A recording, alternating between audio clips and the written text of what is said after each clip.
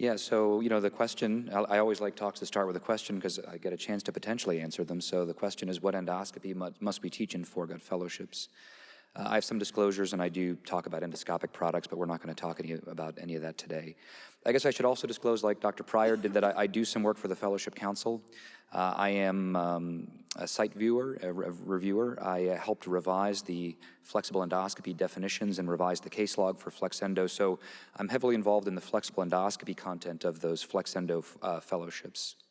So I want to outline what is currently required in terms of flexible endoscopy for Foregut fellowships. That's outlined in the definition by the Fellowship Council. And I'm going to be a little critical. I was not involved in the making of that document, and I'm going to suggest some potential solutions to what I see as some ambiguity in the definitions. So you've seen some of this before. You've seen what the requirements are. You've got to complete a Foregut fellowship curriculum, and then there are some procedures that we have to do, and that includes 150 total procedures, 50 FlexEndo, 10 interpretation of physiologic studies. In those core procedures, there's 75 MIS procedures, of which 10 need to be flexible endoscopy, and they need to be therapeutic procedures as well. So all of these areas kind of fall into the realm that I would say is kind of my wheelhouse. So let's delve into those a little bit. Let's do the easy one first, 50 flexible endoscopy procedures. These can theoretically be diagnostic or therapeutic. That includes on-table endoscopy. So if you're doing a revisional surgery or a primary surgery and you use endoscopy to help guide that procedure, that would count as a case log for intraoperative endoscopy.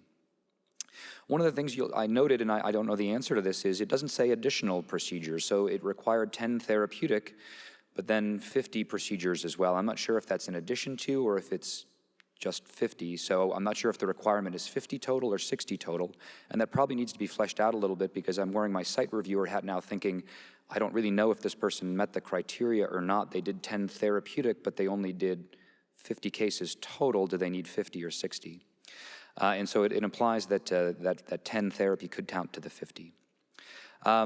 It does not specify if they actually have to be upper scopes as well. And I would say that while we all understand it's a Foregut fellowship, it might be usuful to kind of lay that out. And I say that because the 10 therapy fall under a category that are minimally invasive Foregut procedures, but the 50 flexible endoscopy procedures really don't.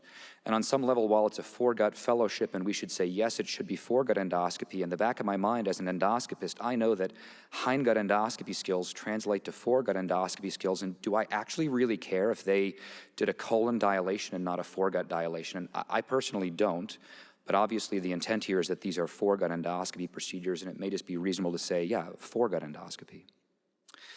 A few things.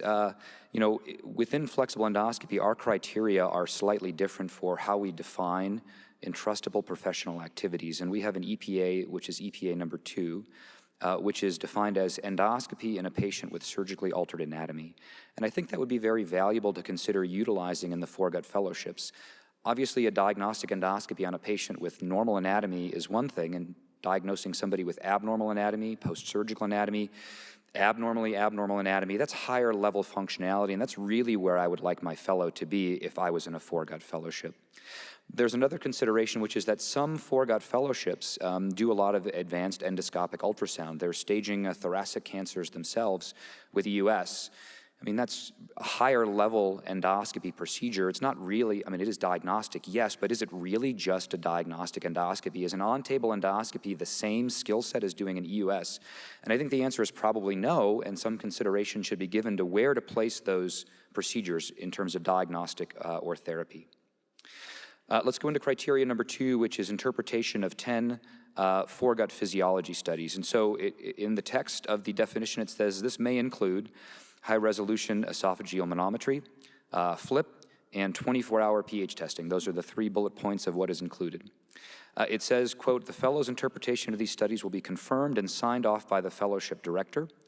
And there's a reason for that. And the reason for that is, initially, there was no way to capture. I'll get into that in one second.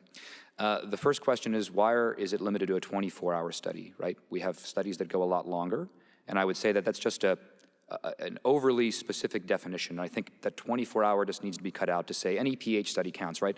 All my Bravo probes are 48 hours. That obviously is intended to count, so let's just make it obvious that it does count. The reason the fellowship director is being asked to sign off on the interpretation is because initially in the case log system there was no way to capture a motility study. And so the other question is, why is the PD the one signing off? If I was the PD, I don't interpret those studies, right? I don't know if they did well or not well. I would rather that sign-off be done by the person that they are interpreting the study with, even if that's not the PD. So maybe the definition should say something like, the fellow's interpretation should be overread by the staff physician with oversight in that clinical activity before the case is logged in the case log system, and now all they have to do is actually just say which of these they did. And as you can see in the case log system, the pH is very broad. It doesn't say 24-hour or 48-hour, it just says pH testing. So it's much easier to capture these now than when that definition was initially created, and it probably requires a minor tweak in its revision.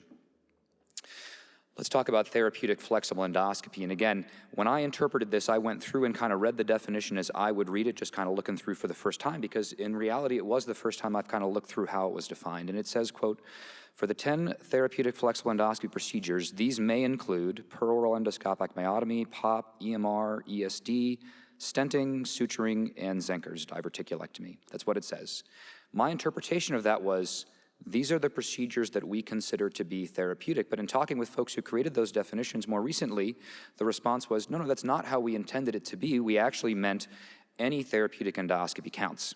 There's some ambiguities here, obviously, then, because my interpretation was, these are the things that we consider therapeutic. When you put a stent in, is this a stent? These are biliary stents. Do these count? Is this stenting?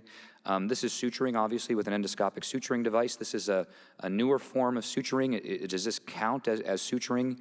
Yes or no. And so my thought here is that this should really include any therapeutic endoscopy, right? These are obviously all foregut therapeutic procedures that somebody in a fellowship might do. Complex feeding access in a patient who's got cancer. If you do a PEG, from my end, that should count. And I think we're all in agreement that it should count. So if you have a fellowship and have been limiting that definition to those few procedures that were listed, I think we need to open it up. These are the foregut EPAs. And if you pay attention, there's a GERD management, there's Barrett's, there's motility disorders. There's reflux and failed operations as well. Think about those for a second and overlay those. And if you mirror them with the flexible endoscopy EPAs, and if you look at what we have in the Flex Endo EPAs, there's very broad overlap in the concepts, right? So we've got an EPA number 10, which is evaluation and management patient with gastroesophageal reflux. That includes biopsy for Seattle protocol. That includes dilating somebody who's got a peptic stricture. That includes EMR and ESD for Barrett's. So there's a lot of overlap, and I think that if we spend a little bit of time, now that we have these better EPA definitions talking, we'll be able to eliminate a lot of redundancy and work that's being done, and also expand the offerings of what Flex Endo is happening in fellowship, in foregut fellowships. So I'll conclude by saying that Flex Endo is a clear and necessary mandatory element of foregut fellowships. Both diagnostic and therapeutic are needed by definition. I think the criteria need to be maybe tweaked a little bit now that we're talking the same language in Flex Endo across other fellowships, so that there's not ambiguity about the case volume or the case distribution. And while there's examples of what count as therapy, I think that should be changed in the definition so that any therapy as defined in the case log system as a therapeutic case should count. Happy to answer questions during the question and answer session. Thank you.